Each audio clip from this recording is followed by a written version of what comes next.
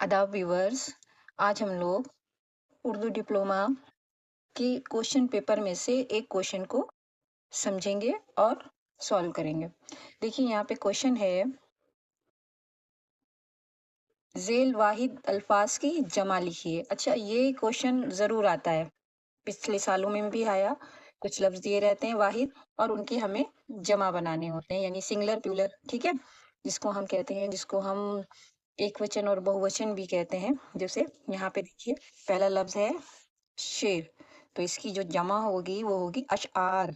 दूसरा है वक्त, औकात, लफ्ज़, अल्फाज, खत, खतूत, मकसद, मकासिद।